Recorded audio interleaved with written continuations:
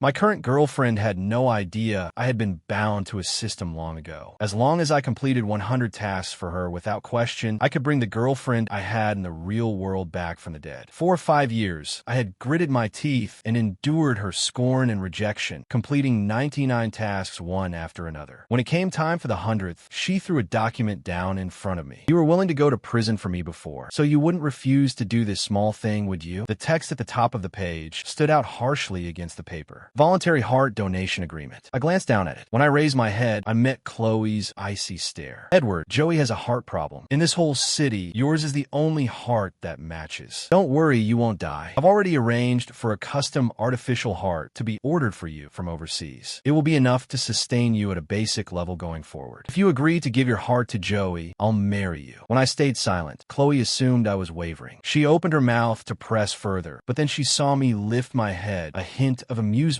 in my gaze. "All right, I'll do it." Chloe's eyes widened slightly, as if she couldn't quite believe it. "You really mean it?" I kept my smile in place, my voice soft. "Whatever you ask of me, I'll do." Giving my heart to her first love just so happened to be the 100th task for her. Once it was all over, I could save the one I truly loved and then leave this place for good. She didn't even have a chance to object before I picked up the pen and signed the agreement without a second thought. Without missing a beat, Chloe added, "The surgery is set for 2 weeks from now. I'll have everything ready by then. I'll make sure you're as comfortable as possible." I gave a cooperative nod and a smile, but inside, I felt lighter than I ever had before. 3 days later was Joey Carter's birthday. The party was held on a luxury yacht, a yacht Chloe had bought especially for him. I'd heard that every detail of the event had been personally designed by Chloe. The surface of the water was blanketed in crimson roses. Every custom chocolate bore Joey's name, and there was a fireworks show bright enough to light up all of Chicago. Every detail showcased her care and preference for him. Then, as the center of attention, amid applause and cheers, Chloe personally produced an invaluable vintage bracelet from the last century, the heart of true love. She fastened it onto his wrist herself. The crowd gasped in unison. "Isn't that the one Princess Diana wore? It was at a Sotheby's auction a while back. I heard some big shot bought it, said they were giving it to the one they'd love for a lifetime." I never expected that big shot to be Chloe. Over the years, anyone could see how devoted Chloe was to Joey. She was wealthy, powerful, and strikingly beautiful, yet she had always quietly protected him and kept him safe. To find a suitable heart donor for Joey, she had practically turned the entire city upside down. If I had been on that match list, I stood in a dark corner out of the spotlight, quietly watching the whole performance unfold. I thought the night would pass without incident when Joey suddenly pushed through the crowd and headed straight for me. He dropped his voice to a cold whisper, so only I could hear. "Edward, haven't you learned your lesson? You have the nerve to show up here. I'll make you understand today how foolish it is to keep hanging around Chloe." With that, he tore the bracelet from his wrist. Then he tossed it with a casual flick and threw it into the lake. Then, with a look of exaggerated shock, he shoved me violently. "Edward, have you lost your mind? I know your jealous Chloe treats me well, but that doesn't mean you throw her gift in the water." His shout drew every eye in an instant. Chloe rushed over, instinctively placing herself between him and Joey. "What's going on? Is he bothering you again?" The word "again" was truly laughable, but I knew that no matter how clumsy Joey's story was, I would still be the one left holding the bag. Sure enough, Joey had already twisted his face into one of wounded innocence. Clinging to Chloe's arm, he whined tearfully, "Chloe, it was Edward. He threw the bracelet you gave me into the water." Chloe's expression turned ice cold. Her eyes were like knives, cutting into me without mercy. "So you just ignore everything I say?" She turned back to Joey and comforted him gently. "It's all right. It's just a bracelet. If you really want one, I'll get you another." Joey, still sniffling, pushed her away. He climbed onto the deck railing, making as if to jump overboard. "No, that one was different. I only want that one." Chloe frowned, but she held on to him. She confirmed quietly, "You're absolutely set on getting it back?" Joey nodded hard. Having gotten his answer, Chloe turned to me slowly, her voice utterly devoid of warmth. "Then the one who lost it can go get it back himself." Without a second of hesitation, she shoved me hard off the boat. The freezing water swallowed me instantly, with only a dim light trapped far above me. Soon, even that faint glimmer vanished. I closed my eyes and let myself sink like a stone. I was too tired, too exhausted. I just wanted to let myself drift down and just fall asleep, but I couldn't. I still had one last task. If I failed, I would never see Miriam again. Just thinking about it gave me a burst of strength. I forced my eyes open and swam for the surface with everything I had. When I finally dragged myself back to the shore, I was shaking so badly I could barely stand. Every breath stung. I didn't have a moment to recover before a dull metal blow hit my shoulder, followed by a hard kick that sent me back into the water. A row of suited bodyguards stood on the dock, their faces cold and unreadable. "This is Miss Miriam Thompson's order," one of them stated flatly. "Until you retrieve that bracelet, you are not permitted to come ashore." I coughed and sputtered, but steadied myself. It was clear they wouldn't let up. As long as it was still down there, they would keep me trapped. I had no choice but to dive again and again. For 3 full hours, I dove and searched more times than I could count, until I finally touched it in the mud. The bracelet Joey had discarded. When I finally crawled back onto the dock, I was completely numb from the cold. My hands and feet were white and lifeless. My fingers were wrinkled and pruned like a drowned man's. One of the bodyguards tossed me a set of clean clothes and said flatly, "Get changed." I couldn't stop trembling. I clutched the clothes and walked into the restroom alone. I'd barely shut the door before I heard someone else push the door open. The voices sounded familiar. I listened closer and realized it was Joey and his group. "Joey, Miriam is completely crazy about you. A bracelet at that price, and she gave it away without a second thought. She didn't even flinch. And then you just faked a few tears. She looked like her heart was breaking. At that rate, she'd probably give her life for you. Didn't you used to say you only saw her as a sister? When you went abroad with that ex-girlfriend, the minute she found out about your heart condition, she dropped you and ran faster than anyone. In the end, the only one who truly stuck with you was Miriam. She's done so much for you. Even Heart of Stone should have softened by now. You're not still thinking of her as a sister, are you?" Joey chuckled, his voice dripping with satisfaction. "Don't tell me you buy that. Calling her sister is just a convenient excuse. People always fixate on what they can't have. I made sure I became the first love she could never quite reach. As long as I string her along, she'll love me forever. It's a lot more fun than actually being with her." His friends were stunned. "No way. Are you for real? So, when you said you were leaving with your ex, that was all just a setup? A whole scheme? Man, you've been playing the long game." Joey's grin widened. "Of course. In this world, who compares to Miriam? That ex was nothing but a pawn. I used her as a tool specifically to make Miriam jealous. And look at the results. Miriam hasn't been able to forget me all this time." His friend slapped him on the back in admiration. "Brilliant. Absolutely brilliant. But Joey, don't push it too far. I heard Miriam is actually going to marry that Patsy Edward just to get you a heart. She's going to marry that sap Edward. If she actually marries him, won't all your scheming have been wasted?" Joey answered with utter confidence. "Relax. It's all under my control. Besides, Miriam doesn't give a damn about him. The other day, I purposely slapped myself a few times. The minute she heard I'd been hit, she had her men slap Edward 30 times. Today, I tossed the bracelet into the lake, and she didn't hesitate to kick him in. He's probably still in the water. I've got plenty of ways to make his life a living hell. Relax. I'll never let them marry." They walked off, their voices fading, the sound of their laughter and talk receding. The restroom fell silent once more. I stepped out of the stall slowly, my phone still in my hand. The recording app was still running. So this was her perfect, flawless first love. I had stopped, staring at the file on my screen. I couldn't help but laugh bitterly at myself. Consider it my final gift left for Miriam. When I got back to the penthouse, it was well past midnight. I dragged my aching, exhausted body through the door. I saw her sitting on the couch, legs crossed, her expression colder than ice. Her face darkened further at the sight of me. "How many times have I reminded you to stay away from Joey?" So she'd been waiting up for me, just to interrogate me. I thought about the recording in my pocket. My hand twitched toward my phone, but the cold metal against my fingers brought me back to my senses. Given how obsessed Miriam was with Joey, even if the truth was right in front of her, she still might not believe it. She'd probably think I fabricated it to frame him. This recording the real time to use it was when I was no longer around. Because the dead don't lie. I forced the corners of my mouth up and met her eyes. I made up a convenient excuse. Think of it as me loving you too much. Seeing him makes me crazy with jealousy. That's why I did what I did. With that, I didn't say anything else. I turned and walked into my room. Without a backward glance, I shut the door behind me, leaving Miriam standing there in stunned confusion, staring after me in a daze. The next day was Miriam's birthday, and also the day before her sister's birthday. But to me, it was the birthday of the woman I'd used as a stand-in, the real Miriam. Miriam had left early that morning, which gave me the perfect chance to quietly celebrate Miriam's birthday without anyone bothering me. Every year on her birthday, I'd bake her a cake with my own hands, pick out a present, and we'd sit together laughing as we blew out the candles and shared the cake. Just thinking of those moments made me smile. I hurried into the kitchen and cooked a whole spread of her favorite foods. Then I set the cake and a bowl of longevity noodles on the table. When everything was set, I pulled a photograph of her from the drawer and gently traced the outline of her face with my finger. "Happy birthday, my Miriam." I didn't get to finish before the front door swung open. Miriam walked in. Our eyes met across the room. The air grew tense and awkward. I scrambled to hide the picture, but she'd already seen everything on the table. She paused for half a second before her face went dark. How did you know it's my birthday? I dropped my gaze. The system's information flashed through my mind. Yes, today was also Miriam's birthday. The Thompson family had once had 2 daughters. Miriam, the older one, had always been the colder of the 2. She'd been overlooked since childhood. Her birthday was only a day apart from her sister's, but her parents only ever remembered the younger ones. They never remembered hers. Then her parents and sister died together in a car accident. When they found the bodies, only the younger daughter had been cradled in their arms. After that, she never celebrated her own birthday again. Even her childhood friend Joey had never remembered it. So seeing all of this now, Miriam clearly didn't know what to do. For a moment, I didn't know how to explain. I couldn't exactly say it wasn't for her. So I kept quiet, and to her, my silence was confirmation. She walked slowly to the table. In her normally cold, dark eyes, there was a hint of emotion. The woman who was usually so aloof had a rare flicker of vulnerability on her face. The housekeeper, Mrs. Gable, quickly jumped in. Miss Thompson, Mr. Edward has been working all day on this surprise. He made everything himself, without any help. I saw his hands were nearly burned. Mrs. Gable and I had always had a good relationship. I respected her and often helped her out, so she was always willing to put in a good word for me. Seeing how strained things were between us, she naturally tried to mediate, saying everything positive she could think of. Miriam hesitated, seeming distracted. Then she composed herself and said flatly, "Don't do this again." Her words were cold, but she still sat down and reached for the bowl of noodles. She remembered how she'd envied the longevity noodles her mother had always made for her brother, but she had never gotten a single bowl. Before her mother died, she had never had her own. Now she was tasting it for the first time, and Edward had made it for her. Seeing her accept the misunderstandings so readily, I could only go along with it. I sat across from her, watching her eat the entire bowl. Then she picked up the cake knife, ready to cut it. "Hold on." I reached out to stop her. I grabbed some candles and stuck them into the cake. "You have to make a wish first before you blow them out." Miriam blinked in surprise. Her long fingers trembled. She slowly set the knife down. It had been so long since she'd had a birthday. She had almost forgotten that you put candles on a cake and make a wish. I lit the candles and said, "Make a wish." She murmured, childish, but she bowed her head and whispered it anyway. "I hope Joey's surgery goes well and that he'll live a long, safe, and happy life." When she finished, she glanced at me without thinking and saw the light in my eyes fade. Her chest tightened inexplicably. She frowned as if compelled by something and added, "And I hope your surgery goes well and you stay safe." The birthday celebration was just about over. She stood up and prepared to go. And just then, the crystal chandelier above suddenly came loose. It came crashing down toward her with a terrible screech. Seeing it heading straight for her, my heart seized. If she got hurt, the mission would be declared a failure. I didn't have time to think. I threw myself at her and pushed her out of the way. "Watch out!" As the chandelier shattered, shards scattered everywhere, glittering in the harsh light, like a meteor shower exploding in the living room. Spectacular and chaotic. In that blaze of light and chaos, I felt my feet go out from under me, and I hit the ground hard. In my final moment of awareness, I thought I saw Miriam rushing toward me in a panic. I must have been out of it and hallucinating. There was no other reason I would have imagined she was worried about me. I didn't know how long I'd been out. When I came to, I was in a hospital bed. Miriam was sitting beside me. The instant she saw my eyes open, her whole demeanor turned icy. "Why did you do that? Are you tired of living?" My head was still fuzzy, but I was lucid enough to know I couldn't tell the truth. If she got hurt, my mission would be over. How could I save Miriam? I fixed my eyes on her, my gaze intense. "Because I love you. Because I love her. Because I love you. I'd rather take the pain myself. Because I love you. I'd give you my heart. Because I love you. I'd do anything." In 5 years, I'd said those words more times than I could count. That utter devotion made her realize for the first time that someone could be so unwavering and put her first without condition. Looking back on those 5 years, I truly understood how much I'd done for her. When she was drunk, I was the one who stayed by her bedside. No matter where I was, the moment she called, I'd drop everything and go to her. Even when she hurt me repeatedly, humiliated me, for Joey's sake, I never held it against her. Without a love that ran that deep, who would go that far? Miriam's heart clenched, as if something had pierced her. She opened her mouth to reply, but the door burst open. "Miss Thompson, something terrible has happened. Joey, he tried to kill himself. He just cut his wrist." Her expression tightened. She shot up from her chair. "What?" The messenger hurried to explain. "Joey's been brought to the ER, but he's lost too much blood. He needs a transfusion right away. The blood bank is running low. Edward is the same blood type as Joey, right? He needs to go donate now." 5 years. 5 whole years. This was the first time that she'd hesitated between Joey and me. Even for a moment. Miriam's brow furrowed. A trace of reluctance crept into her panic. Can it be someone else? Edward just got hurt. Everyone in the room froze. No one had expected Miriam, who had always put Joey above everything, would hesitate at a critical moment like this. They stared at each other in disbelief. "Miriam, what are you talking about? He's just a simp, and you're actually worried about him? Miriam's expression turned even colder. She opened her mouth to retort, but I'd already thrown off the covers and sat up in bed. I grabbed my jacket and headed for the door. Let's go. I'll donate now. Joey's life mattered more than mine, because if he died, the mission would fail on the spot. I had no bitterness in my heart, but I was hurt. My head swam as I walked. I had to lean against the wall and inch my way forward, watching my unsteady back disappear down the hall. Miriam's heart tightened again. It was the first time she truly felt pain on my account. The feeling was absurd. Joey was supposed to be the most important person in her life, yet here she was hurting for someone else. She had to rationalize it as guilt, because I just saved her life. This was normal. Miriam told herself that again and again. She followed me to the blood donation room. The donation room was freezing. I only had a thin jacket on. I was shivering violently. Miriam watched the nurse jab the needle in roughly. Her frown deepened. Is that enough? How much more are you taking? Isn't that too much? I looked up and tried to calm her. Don't worry. The doctor knows what they're doing. It won't affect the heart surgery in a few days. Miriam paused. She started to say that wasn't what she meant, but the nurse had already pulled the needle out. All right, that's a lot of blood to give at once. You need to take it easy for the next few days. No strenuous activity. I thanked the nurse softly. I got to my feet, pale as a ghost, and said to Miriam, I am tired. I'm going back to my room. You should go be with Joey. I didn't wait for her reply. I pressed the cotton ball against my arm and walked slowly out of the room. For some reason, a strange unease settled in Miriam's chest, like a weight pressing down on her, making it hard for her to breathe. I stayed in the hospital over the next few days. Since the surgery was coming up anyway, it was easier for the prep work and checkups. Sometimes when the nurses came to check on me, I could hear them whispering in the hall about Miriam and Joey. Have you seen the patient in the VIP suite? He's treated like royalty. You mean Joey Carter, right? Everyone knows who he is in this hospital. Miriam Thompson, the female CEO of Thompson Group. She's completely devoted to him. She brought in the hospital director personally for his case and reserved the entire VIP floor just for him. The other day, I went to deliver his meds. I saw her with my own eyes. That woman, who's usually as cold as an ice queen, patiently coaxing him to eat cake. If someone loved me like that, I die happy. Every time I heard them talk, I just closed my eyes and tuned it out. I didn't need to be jealous of anyone, because to me, the real Miriam was the best person in the world. Very soon, I get to see the person I missed most. The surgery date was drawing closer. Miriam started to act a little strange. She visited my room almost every day. Sometimes she'd even bring my favorite foods. She was probably worried I'd change my mind, so she was extra attentive in those last few days. She didn't have to. I wanted it to succeed even more than she did. Whether it worked determined whether I'd see Miriam again. After being stuck in bed for a while, I couldn't help getting up to stretch my legs. As I got near the stairs, I heard the faint sound of an argument. I had no interest in other people's drama. I was about to turn away when I heard my own name in the commotion. It was Miriam and her friends, arguing about Joey. Miriam, what are you even thinking? You've always loved Joey most. He said if you marry Edward, he'd kill himself. So why are you still hesitating? After a long pause, Miriam spoke slowly, her voice cold. If I don't marry him, what if he refuses to donate? Hearing that, her friends all let out sighs of relief. One of them laughed half-heartedly. Don't worry about that. We can all see that Edward practically worships you like a goddess. Whether you marry him or not, he'll still give up his heart. So you don't have to sacrifice your happiness. And maybe you'll still get your happy ending with Joey. He's the one you've always loved. I've noticed he's been looking at you differently lately. After everything you've done for him, if he's still unmoved, that would be cold. He won't admit it, but I bet he's already started to fall for you. They kept urging her. Miriam said nothing. Seeing her still silent, someone finally said what everyone was afraid to. Miriam, what are you actually hesitating about? Don't tell me. Are you actually starting to like Edward? That snapped Miriam out of her trance. Her face twitched. Her voice turned to ice. Like him? I would never like him. Standing at the stairwell corner, I smiled bitterly and walked away, not staying to hear anymore. I'd barely been back in my room before Miriam appeared. She was probably there because of the talk I'd overheard. Sure enough, she got right to it. You probably already know that Joey tried to kill himself. He said he didn't want to exchange my happiness for his life. So he's refusing your heart. Under these circumstances, I'm sorry, but I have to go back on my word. I won't be marrying you, but I can grant you one wish. Anything but asking me to marry you. I immediately thought of what Joey had said. He'd make sure I never married Miriam. Everything clicked into place. So this was how he'd stop it. I looked back at Miriam. I felt only a calm resignation. My wish is to move the surgery up. Miriam was stunned. She was quiet for a long moment before she finally processed it. That's your wish. Your only wish is to have it done earlier. I nodded, my gaze steady. I want you to see Joey healthy and well. And I'll get to see Miriam again. Miriam, we both get what we want. It's a win-win. She was completely thrown by the pure conviction in my eyes. She had imagined 1,000 different reactions I might have to the news. Anger, breakdown, disappointment, demands. But she'd never expected this. She frowned and finally asked in a low voice, Edward, why do you love me this much? The moment moment our eyes met, she seemed to see something familiar in my gaze, like the ghost of someone she had once deeply loved. I smiled and answered firmly, "I came to this world for you." It was the truth. My whole existence had been about her. But to Miriam, it was another almost insane declaration of love. Her gaze softened just for a moment. She was quiet for a moment before speaking. "After the surgery, I'll give you a surprise. Consider my apology." I smiled. I picked up a little box from the nightstand and offered it to her. "What a coincidence. I have a surprise for you too." Miriam blinked. She started to open it, but I stopped her. "Wait until after the surgery." She frowned, confused. "Why?" "It'll be more of a surprise that way." Inside was just a voice recorder with a recording I'd made of Joey and his friends. In a restroom that day, I'd heard Joey and his cronies talking. This was my gift to her. Payback for those 30 slaps and the 3 hours I'd spent diving in that freezing water and the torment I'd endured. Miriam didn't catch the undertone of my voice. With the surgery so close, she didn't bother with the details. She held the little box in her hand and nodded. On the day of the surgery, I changed into a white gown and was wheeled into the operating room, slowly moving toward the OR. As they rolled me away, Miriam stood at the end of the hall, watching me go. Somehow, her heart suddenly clenched in pain. Her face went pale, as if something precious was about to slip away. It was the first time she'd completely lost her composure over me. Just as the lead surgeon was about to go in, she grabbed his arm. "You're sure the artificial heart won't fail?" The doctor reassured her at once. "Miss Thompson, don't worry. The technology is already very well established overseas. It's completely safe. For Edward, this procedure is perfectly safe." She finally exhaled. How strange that she would get this worked up over Edward. She kept telling herself this was just normal. It was life or death. Anyone would be uneasy. Then she sat down on the bench outside. On the table, I stared at the cold surgical light above me. My heart was pounding. This day had finally arrived. I'd waited so long. Soon, everything would be over. The one I loved would open her eyes again. The world would go back to the way it was meant to be. The sounds around me faded, and then I was gone. I don't know how long it had been. The instant the heart extraction was complete, I heard that familiar voice in my head. "Congratulations, host. The mission is complete. The one you love has been brought back. You will now be extracted from this world." The next second, the heart monitor in the operating room let out a piercing shriek. A flatline. The alarm signaling that the heart had stopped. The shrill sound cut through the hall and exploded in the waiting area. Miriam leaped to her feet. A wave of terror crashed over her. Her hands clenched, her entire body trembling. "What happened? Is Edward all right?" Her assistant rushed to calm her. "It's nothing. Don't worry. Remember? The doctor said the procedure is very safe. Mr. Edward will be fine." Even Miriam was surprised. When the alarm went off, the first person she thought of was me, not Joey. Joey, hadn't he always been the most important person in her life? Why? Was her worry for Edward even greater than her concern for Joey? Impossible. Absolutely impossible. It had to be some subconscious slip. She was just thrown off. She was just being paranoid. Edward would be fine. Over the years, for her, he'd done far more dangerous things. Yet he always came back. This time would be no different. She told herself that again and again. But she never realized just how much I'd done for her. When Joey left her to go abroad, she nearly broke down. She drowned herself in alcohol night after night. She was at the bar nearly every night. None of her friends could stop her. It was my showing up that pulled her back from that downward spiral. Looking back on that time, Miriam only felt pathetic and ridiculous. She remembered the first time she saw me. The first thing she said to me was, "Get lost." But I didn't get angry. I just knelt down in front of her and helped her up. "It's okay. From now on, I'll always be here. I'm here to put everything right." Those words were like a splinter in her heart now, aching so much she could barely breathe. When had Edward become so important to her? The words I'd said to her before they'd taken me in kept replaying her head, like a curse she couldn't shake. Why was this happening? It felt like those words were my final goodbye. Then there were doors swung open. The lead surgeon stepped out slowly, pulling off his mask and looking at Miriam, his face grim. "Miss Thompson, I'm sorry to inform you. Mr. Edward experienced a severe rejection reaction. We tried everything, but we couldn't save him. He's gone. As you instructed, we prioritized Mr. Carter's well-being. Joey's transplant was a complete success." Miriam didn't hear a word after that. Only those words stayed in her head. He's gone. Gone. What did that mean? That Edward was dead? She felt like she'd been struck by lightning, torn apart from the inside out. Impossible. Absolutely impossible. As if possessed, she lunged at him. She grabbed the doctor by his collar, her eyes bloodshot. "What did you just say?" "Edward's dead." "Who told you to say that?" "Explain." The doctor flinched and stammered. "Miss Thompson, I'm sorry. We did everything we could. Please accept my condolences." She completely lost it. "Where is Edward? I need to see him right now. He said he'd be fine. Why did you lie? Why? If Edward is hurt, I'll burn this hospital to the ground." She shoved past everyone and burst into the OR. The cold lights were blinding. The harsh white was unnerving. The doctors and nurses cowered in the corners, watching Miriam's fury, trembling in fear. They'd never imagined the surgery would fail. They also never expected that Miriam, who usually treated Edward with such indifference, would react react with such intensity. To such a degree, wasn't Joey the most important person to her? The surgery was complete, yet she hadn't even looked at him. Miriam walked slowly toward the table, toward the body under the white sheet. Each step felt like she was dragging lead. She'd never imagined that she would see Edward like this. The body beneath the sheet was Edward. He'd lost so much weight. She even remembered when she first met him. His face had still been soft, with two faint dimples when he smiled. A sharp, violent, tearing sensation ripped through her chest, as if her heart had been split in two. Only one thought remained. Edward is dead. Over and over. The unbearable pain reached its breaking point. She clutched her chest and vomited blood and collapsed onto the cold floor. Meanwhile, in another world, I was slowly waking up. I felt like I'd dreamt for an eternity. In that dream, I'd lost the one I loved most and spent 5 years with another woman. Those 5 years had been so long. They nearly drained every last shred of hope. But thankfully, the mission had been completed, and I was back in my own world. When sunlight streamed through the window, I opened my eyes. I saw the familiar apartment I knew so well. The leaves on the tree outside had turned brown and were nearly gone. The daffodils on the windowsill had long since died, leaving only a handful of dead leaves. I was back, really back. I sat up in a rush. My heart was pounding with excitement. I remembered the system's final message. The mission was a success, which meant Miriam was alive. Just thinking of it, my heart felt like it would leap out of my chest. I practically ran out the door, shouting her name as I went. Miriam, Miriam, where are you? The thought of seeing her had me trembling. I couldn't think of anything else, but I searched the whole place and found no trace of her. I pulled out my phone and called her, but it went straight to voicemail. Staring at the empty apartment, the joy that had filled my heart quickly turned to ice. Had the system lied? Or was it all just an illusion? There was no system, no sabing medium. I lowered myself to the floor. My entire being felt hollow. Tears streamed down my face, soaking my face. Why? Why was fate so cruel? Was all of it just a dream? But every second of those 5 years had been so real I couldn't deny it. I didn't want to believe it. It felt like my soul had been ripped out. If Miriam couldn't come back, I'd rather stay trapped in that dream. At least there, I still had hope. Miriam was my only family. We'd met at an orphanage and had been each other's only family since we were kids. To me, she was my entire world. My grief peaked, making me feel like I was dying all over again. I'd never forget that moment. After the crash, she lay in my arms, covered in blood. If she hadn't pushed me aside, I would have been the one hit. This was all my fault. I curled up on the floor, sobbing till I could barely breathe. If she couldn't be saved in the first place, why did the system lie? Was it fun to toy with my despair? Give me a sliver of hope, then rip it away. If it wanted to see me suffer, then I'd give it what it wanted. I steadied myself against the wall. I walked to the coffee table and picked up the fruit knife and slowly pressed the blade to my wrist. When Miriam first got hurt, I'd already thought about ending it. The system had stepped in at the last moment and given me a reason to hold on. That was the only reason I hadn't. Now it was time to be with her. I closed my eyes, pressed the blade to my skin, ready to press down. The door burst open. What are you doing? That familiar voice made me freeze. I stared at the doorway in a daze. The knife fell from my hand, clattering to the floor. Miriam. It was really her. She looked exactly as she'd been 5 years ago. Only her expression was more distant than I remembered. Sunlight streamed around her, softening the lines of her face, like she'd been brushed with gold. She was like an angel stepping out of the light. I'd never felt such joy. I felt like I'd burst. I rushed over and threw my arms around her. Miriam, it's really you. Where did you go? Do you have any idea how much I missed you? I was so afraid you wouldn't come back. I started to ask more, but her hands pushed me gently away. She looked at me with gentle but distant eyes. Excuse me, but who are you? Why are you in my apartment? Meanwhile, in the other world, Miriam woke up in her hospital room. It was dark. It was night. She'd passed out after losing control. The doctors had given her an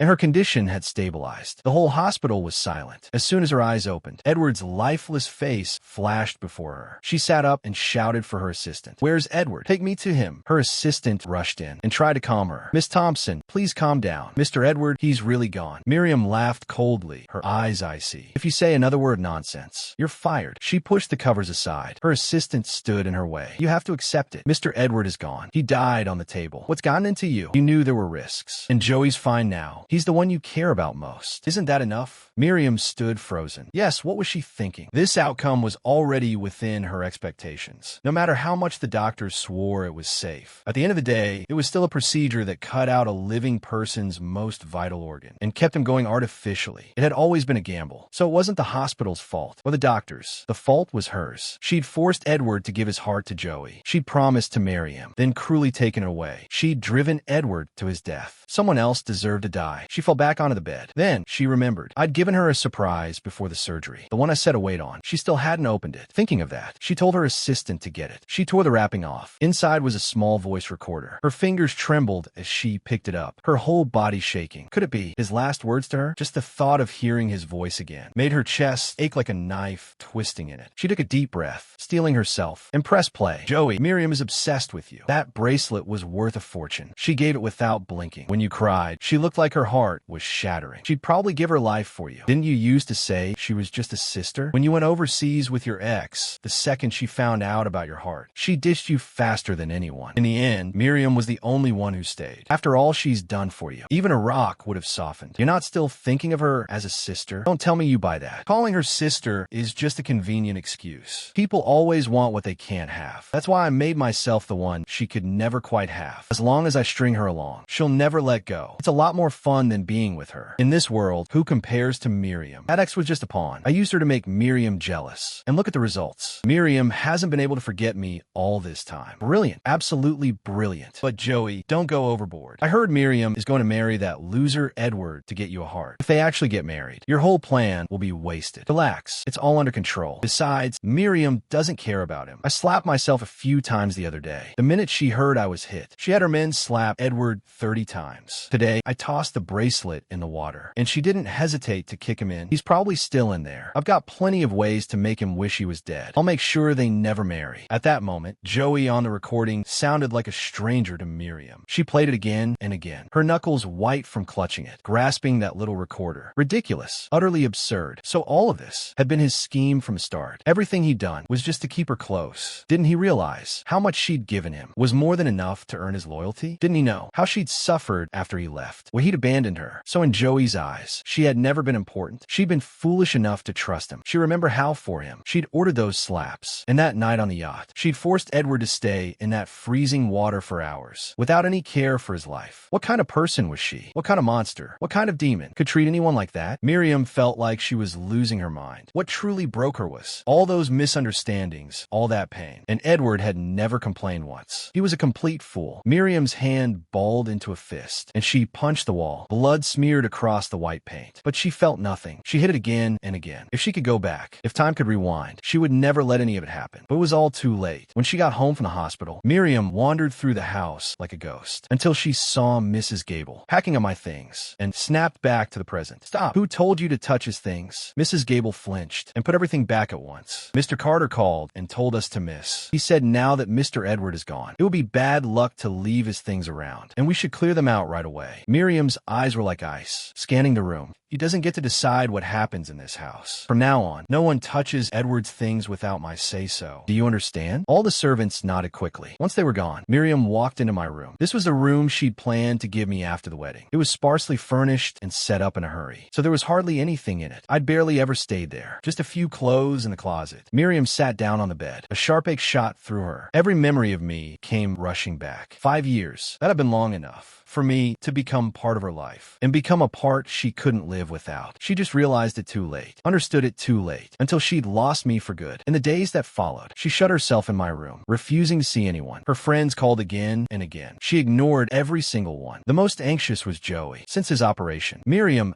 hadn't come to see him once. That was too strange, even when he just had a cold before. She'd be at his bedside around the clock. Now he'd had a major operation, yet she hadn't even shown up. How had it come to this? Joey couldn't understand. He tried to call her, but she ignored every call. This made him increasingly uneasy. Had she found out? He tried to calm down and think. Even if she knew everything, how could he win her back? All these years, she'd only loved him. She wouldn't give him up that easily. But what if she did? Why else would she ignore him like that? It didn't matter. No matter what he'd done, he just needed to say the right things. She'd forgive him like she always had. It had always been that way. This time would be no different. With that in mind, Joey decided to go to Miriam's penthouse himself. This time, he was truly panicking. He jumped out as soon as the car stopped, ignoring the doorman, and ran straight to the elevator. Miriam, where are you? Why didn't you come see me? He called out through the apartment, but no one answered. Finally, a servant said she was in my old room. The thought of me made Joey's chest ache. After all, the heart in his chest was mine. No wonder it hurt when he thought of me. He knocked on the door. There was no answer. Miriam had always treated him like royalty, like the world revolved around him. She'd never ignored him like this. Frustrated, he pounded on the door. Miriam, open up. I know you're in there. Why won't you see me? What happened? You're not blaming me for Edward, are you? I know you're sad he's gone, but it wasn't our fault. It was the doctor's. He didn't get a finish. The door flew open. The air in the room seemed to freeze. Miriam's face was dark with fury, cold enough to make anyone's blood run cold. For all these years, Joey had never heard her speak like this. He'd never seen her this angry. He looked into her icy, contemptuous eyes and froze, completely speechless. He reached for her hand, but she slapped it away. His hand hit the doorframe and he winced. That was the last straw. He glared at her, his voice cold. What's with the attitude? Are you really going to turn on me for an outsider? Miriam, don't tell me you've actually fallen for Edward. Miriam was stunned. She was frozen for a long moment before she understood what he meant. Did she love Edward? Love? Did she love him? Maybe. Yes. He'd been there for her every time she needed him. Day after day, he stayed by her side, even willing to throw away his pride for her. Through all of it, she'd fallen in love with him. She just never admitted it, or dared to. Only now could she be sure. Yes, she'd loved him for a long time. Miriam looked up and met Joey's eyes. I love him. When she said those words, Joey looked like he'd heard the most absurd joke. He laughed coldly, his face a mask of disbelief and rage. You're lying. How could you love him? Miriam, you love me. He lunged to hug her, but she shoved him back without hesitation. Enough. You know exactly what you did. I don't want to make this worse, but I hope I never see you again. Joey froze, biting his lip, looking completely lost. What are you talking about? I don't understand. Miriam didn't bother to argue. She just pulled out the recorder and played it. His own voice filled the room. The color drained from Joey's face instantly. He lunged for it like a madman. It's not what you think. Let me explain. But Miriam had wasted enough time. She just scoffed and slammed the door, staring at the shut door. Tears streamed down Joey's face. He pounded on it, sobbing until he was hoarse. Impossible.